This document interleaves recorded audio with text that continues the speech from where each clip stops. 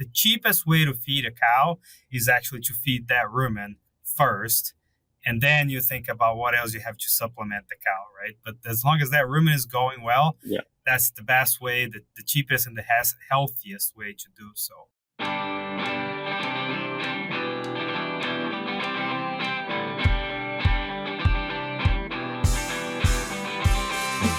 Hello, everyone. Welcome to this episode of the Fit Science Podcast Show, brought to you by Wise Genetics. I am Wilmer Pacheco. I am associate professor in the Department of Poultry Science at Auburn University. We are dedicated to bringing you the latest insights and discussions in the feed industry. So get ready to expand your knowledge and stay ahead with today's episode. And today I have the pleasure of having as a guest Dr. Andre Pereira. Dr. Pereira is a nutritionist and management consultant with GPS Dairy Consulting. Dr. Andre is originally from Brazil, where he obtained a degree in veterinary medicine, and then he moved to the United States, where he obtained a master's degree in Louisiana State University and a PhD in the University of New Hampshire. Hello, Andre. How are you doing? Good. How are you? Thank you for having me. I'm excited to be here. No, thank you for being with us. And Andre, could you please share some insights of your professional experience with our audience? Absolutely. So I'm like you said, a nutrition and management consultant. I work with dairy farms all over the upper Midwest in the Minnesota, Iowa, and South Dakota region. And my bread and butter is to do nutrition for dairy cows and for heifers, dairy cows, and other age groups of in farms. But also, I do like to talk a lot about management and help farmers with their day-to-day management and increase efficiencies and try to decrease waste of movement, waste of feed, waste of pretty much everything on farm. Because as we know, there's a lot of money to be retained and not lost when you're tightening up your management and making sure that things run smooth and run correctly at the farm. So I do like to spend most of my time on those aspects as well, on how the procedures and how the management is doing. And I'm really happy to hear that you're doing all that, Andre, because that helps to improve the sustainability of the animal industry, right? Yes, exactly. If our clients are not there, we're not going to be there either. It's about uh, making sure every penny counts, basically. Yeah, and we previously had the pleasure of having you as a guest on another episode of the Feed Science Podcast Show. And during in that episode, you discuss grinding strategies and the optimal particle size in diets intended for dairy cows. And in this episode, I would like to discuss, what is the next process, after you grind some of those ingredients, which is, the batching and mixing process. And basically, what I would like to do is like maybe get your opinion on mixing strategies to optimize dairy cattle performance and maximize milk production.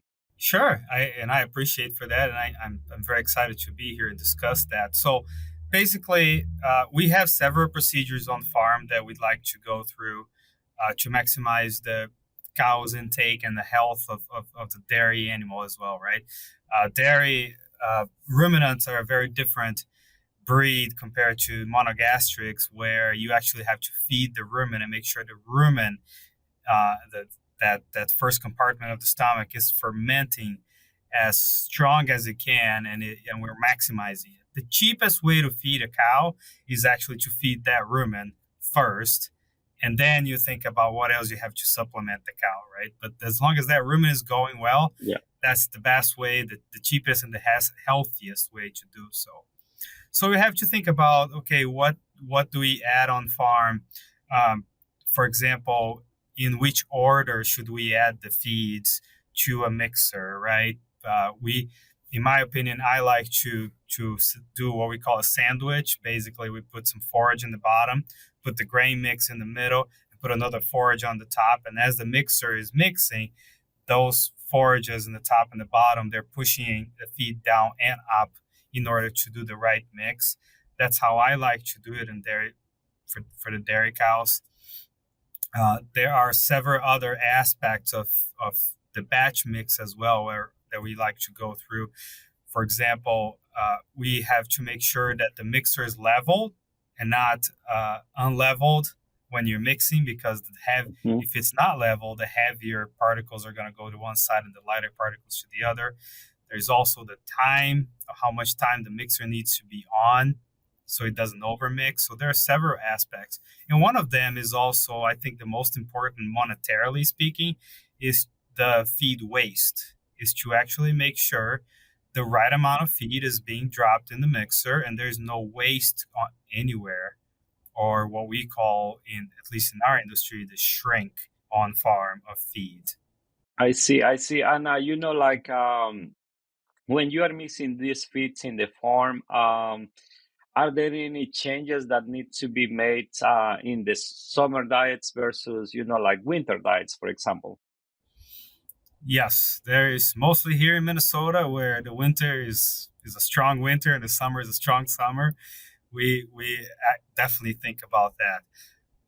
One of the biggest things is the type of product we add into the mixers, right? So I like feeding fats to dairy cows, and what I say about fats is the dry fats. They can be a good asset to farmers and to the health of the cows. And these fats are basically palmitic fat and oleic fat. Um, and in the winter, you can get away with more of palmitic and oleic fats in the lactating mix coming from the mill towards the farm.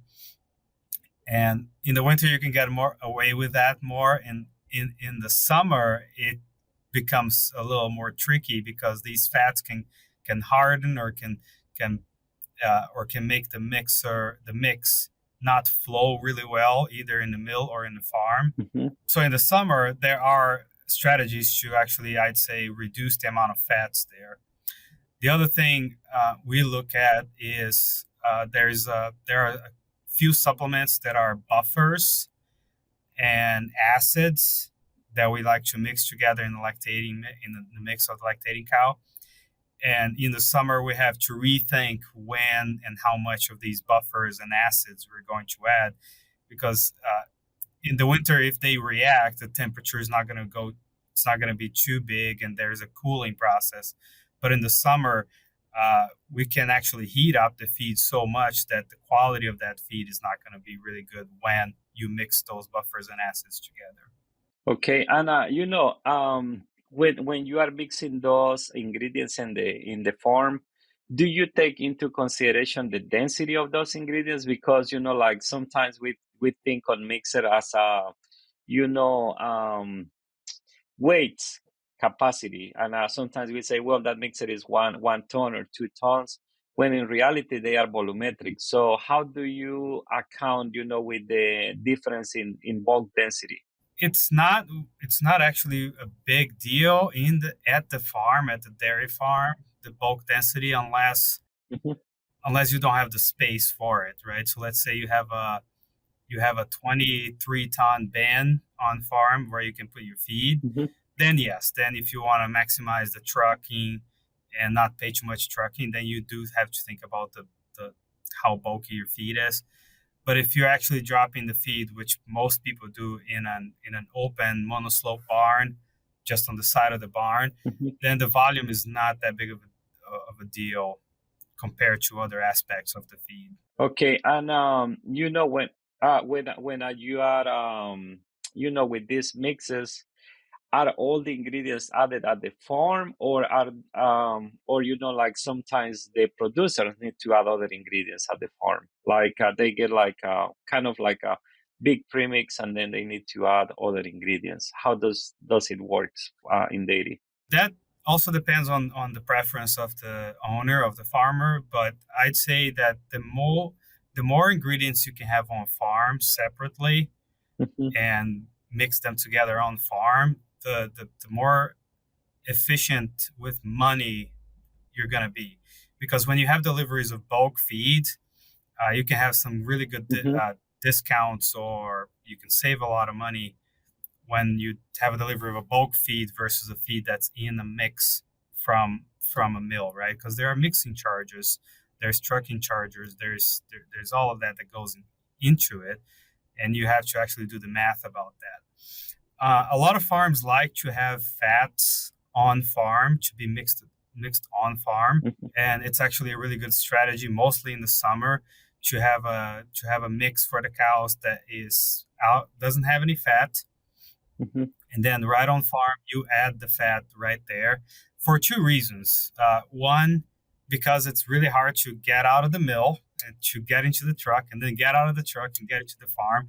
It does take longer. I've gotten several calls from mills complaining, saying my truck driver just called me and said it took 1 hour to remove the feed out of the truck, and he had to poke it because there's just too much fat in the mix. Hmm. And I said, okay, Yeah. well, let's work together on that, and let's try to reduce that fat. So a lot of farms like to have the fats on farm just to reduce the possibility of any problems. Mostly if they have bins, upright bins as their main storage system, Hmm. because then the bins can actually have a really hard time emptying, and and then you can have some broken motors, or the motors are just not to capacity to remove that feed out of there. So I'd say fats are one that are a small inclusion ingredient, but even if they're small inclusion, they being on farm helps a lot. Uh, there are in the bulk ingredients, corn, soybean, distillers, the big bulk ingredients. Those make Hmm. not only it makes it not only easier for a farmer uh, to actually control their costs on delivery and the amount they purchase, but also it makes it easier for me as a nutritionist to be able to manage the amounts of each of these ingredients to a different type of animal. High lactating animal, a fresh animal that just calved, or a low lactating animal, right?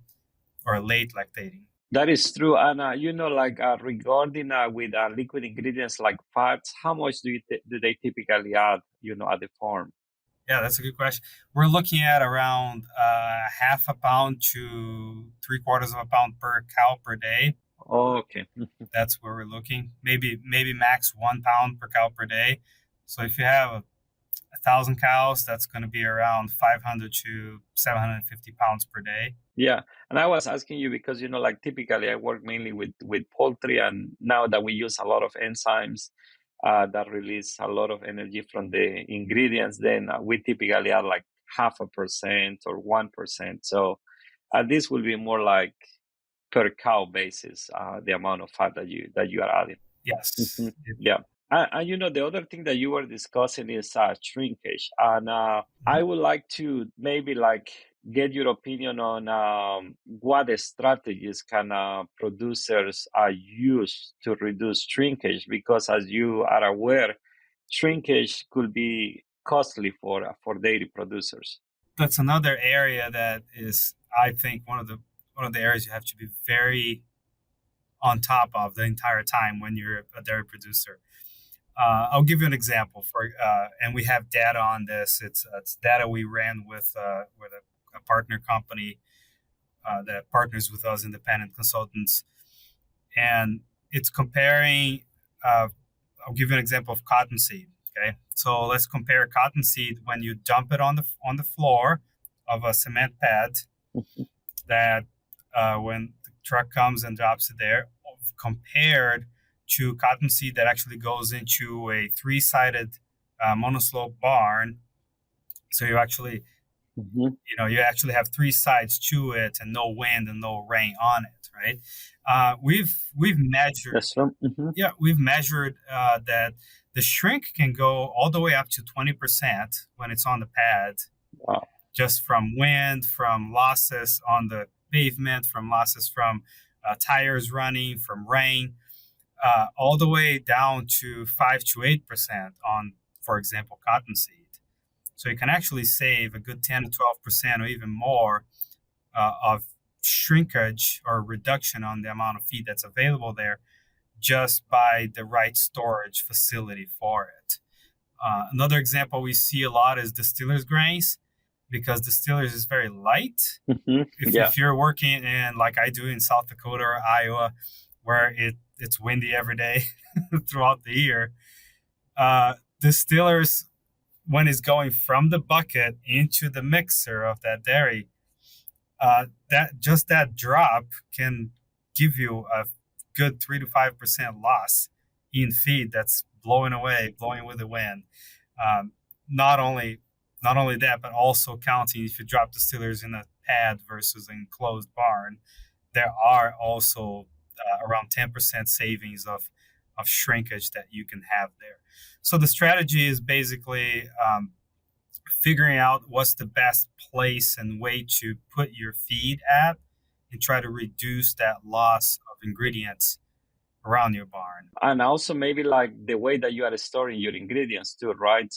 Yes, So, do the producers typically use like flat storage in in dairy operations?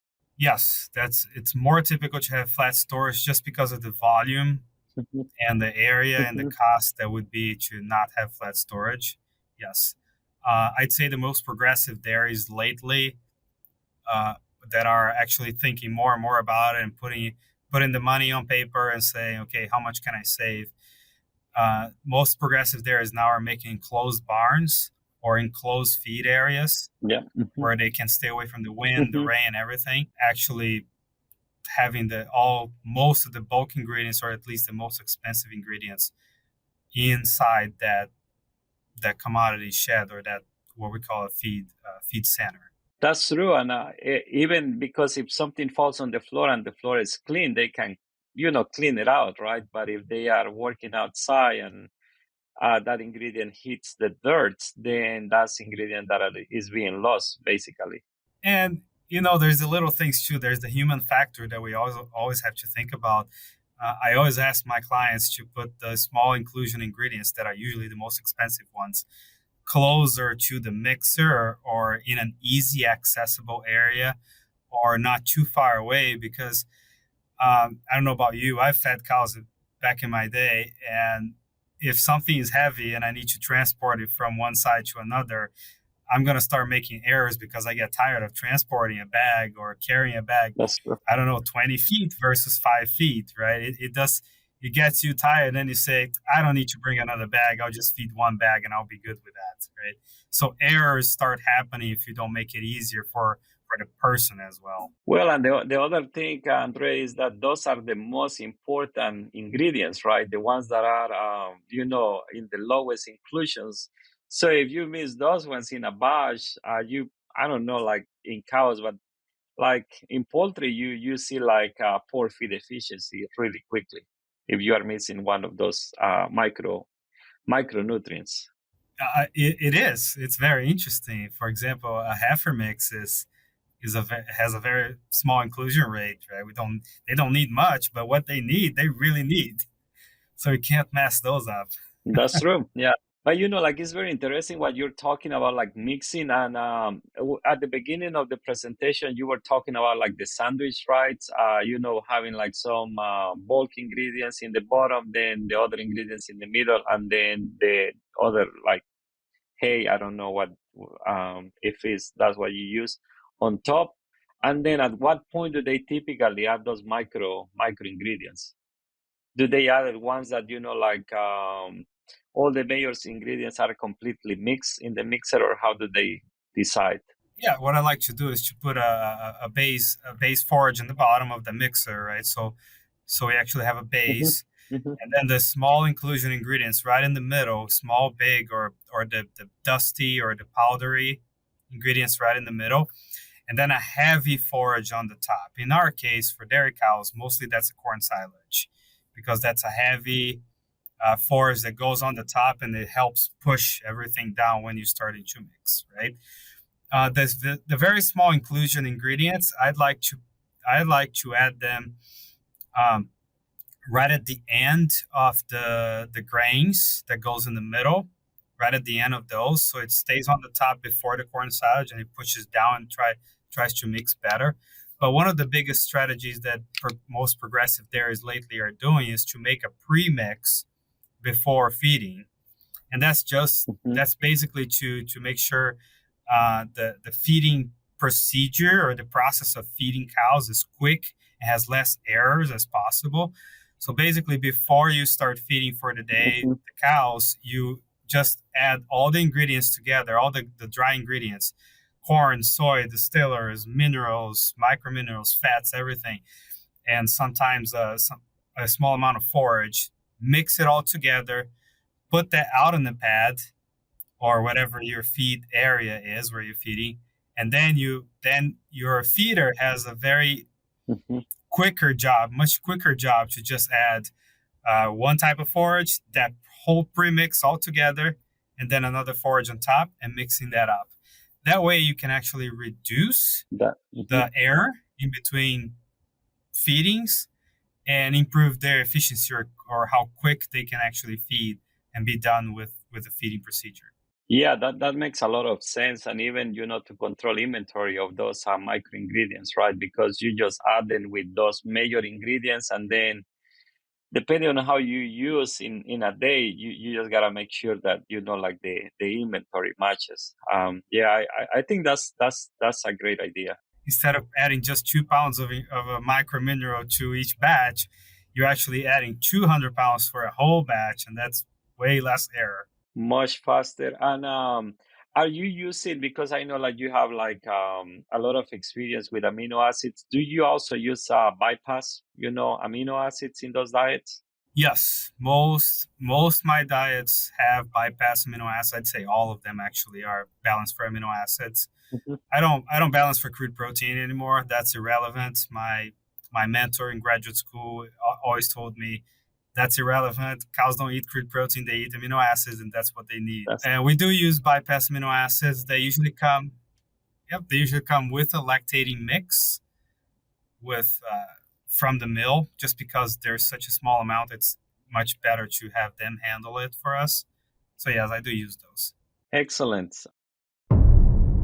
It's time for our famous three.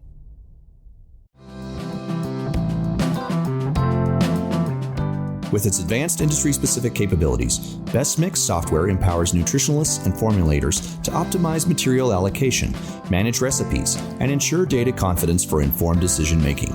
By providing a comprehensive solution that integrates real-time data and strategic planning tools, Best Mix enables you to do the job efficiently and precisely. Focus on your core job and let Best Mix do the rest.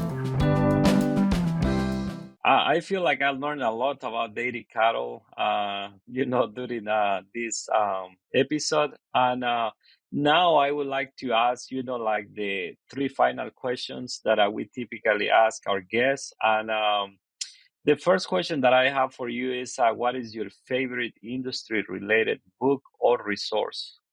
So I just finished the book right now. It's not industry related, but I would recommend it to anybody that's starting in agriculture right now or starting their their business or their jobs. Is I read The Confident Mind, Mhm. and it has a lot to do with the Olympics that are happening right now in 2024.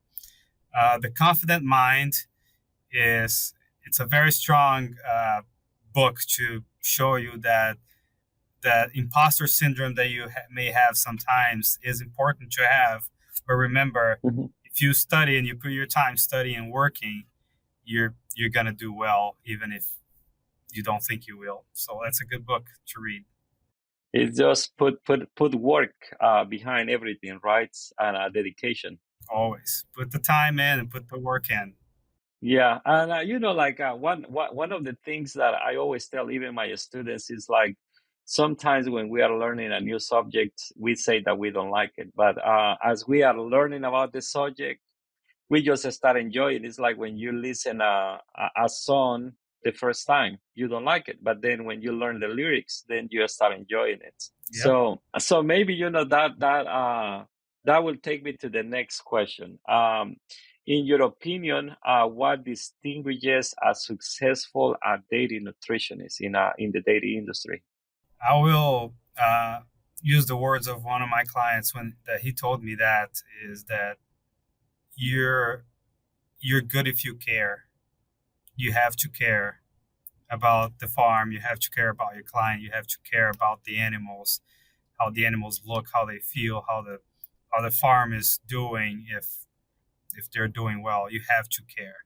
I think that's the most important thing. Is if you're thinking about yourself and not about your clients and what your work is producing, that's not going to do well. You have to think about them and care. Well, that's I really like that, and I think you are. I mean, you are completely right on that. If we care, then we pay more attention, right? And we make sure that that everything is done correctly.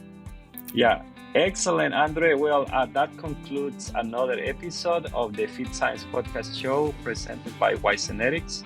Thank you for joining us today. Don't forget to subscribe to stay updated on future episodes. And if you enjoyed today's episode, please leave us a comment. Thank you, Dr. Andre, and thank you, everybody. And I hope you have a blessed day. Thank you.